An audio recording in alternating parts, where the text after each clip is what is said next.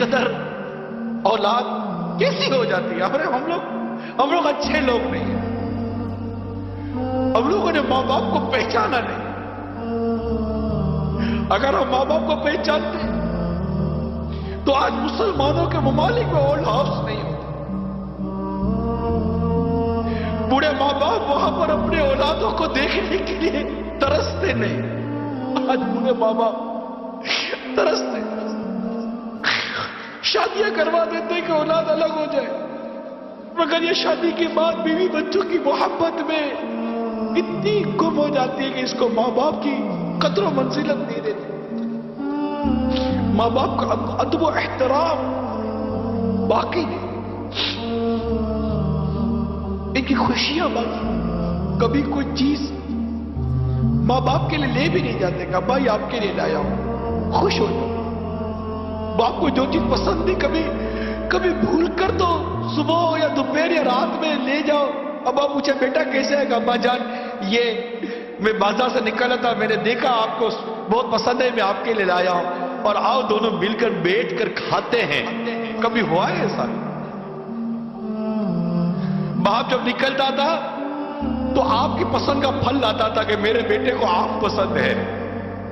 نہیں میرے بیٹے کو کیلا پسند ہے، میرے بیٹے کو سیب پسند ہے. آج ماں باپ کے آگے ٹھنڈا کھانا رکھ دیتے ہو، اور ماں باپ اس دن کو یاد کرو جب بیٹا کہتا تھا امی آج کڑھائی کھانے کا جی چاہ رہا ہے. ماں کی طبیعت ٹھیک ہو یا نہ ہو تم کڑھائی پکا کر کھلاتی تھی. ہوٹل تھی، وہ ماں کو باورچی نہیں تھی. نہیں امی یہ پسند نہیں ہے، میں نے آج انڈا کھانا ہے، اس کے لیے یہ انڈا بنا ہے، میرے لیے وہ انڈا بنا کر دو. تمہیں دو قسم کے انڈے بنا کر تمہاری ماں کھلاتی تھی. آج تو گھر کا سامان لاتے ہو تو بیوی بچوں کے لیے چھپا کر لاتے ہو کہ ماں باپ دیکھ نہ لے. کہ ماں باپ یہ سامان دیکھیں گے تو کہیں گے بیٹا کہاں سے لائے ہو.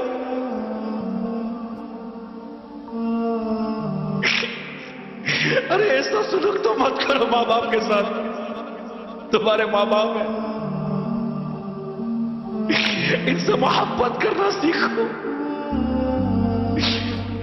ان سے پیار کرنا سیکھو. تمہاری ایک چیخ کی پکار سن کر ماں باپ کا دل دہل جاتا تھا، دوڑتے ہوئے بھاگتے تھے. آج بوڑھی ماں بستر سے گر کر الٹی پڑی ہوئی ہے، تم کو اٹھانے کی فرصت نہیں ہے.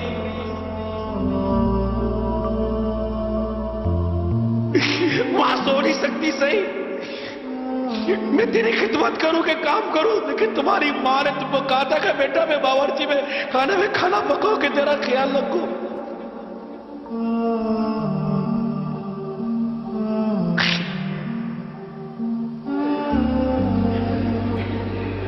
تمہاری خوشیوں پر اپنی خوشیوں کو قربان کیا ماں باپ نے.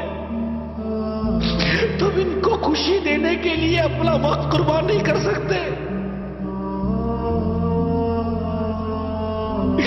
ماں باپ ترستے ہیں کہ ہمارا بیٹا ہمارے پاس دو گھڑی بیٹھ کر محبت بڑی بات کر تو جائے، مگر تمہارے پاس ماں باپ کے لیے وقت نہیں.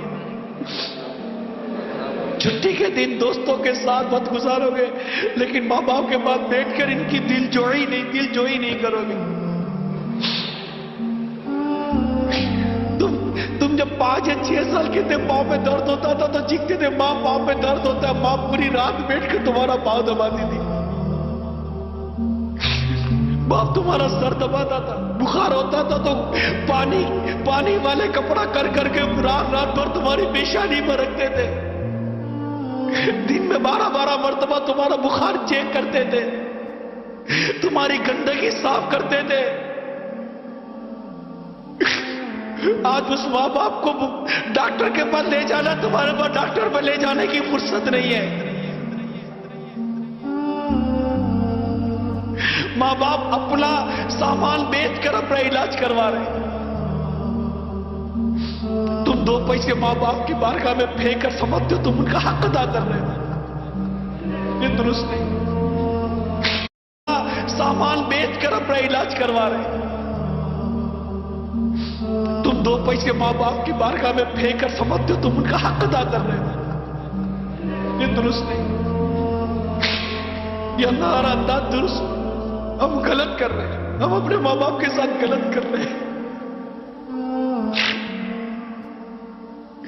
अल्लाह हम सबको हमारे माँ बाप की कदर करना नसीब फरमा दे, इनकी इज्जत करना नसीब फरमा दे, हमारे माँ बाप का एहतराम करना नसीब फरमा दे।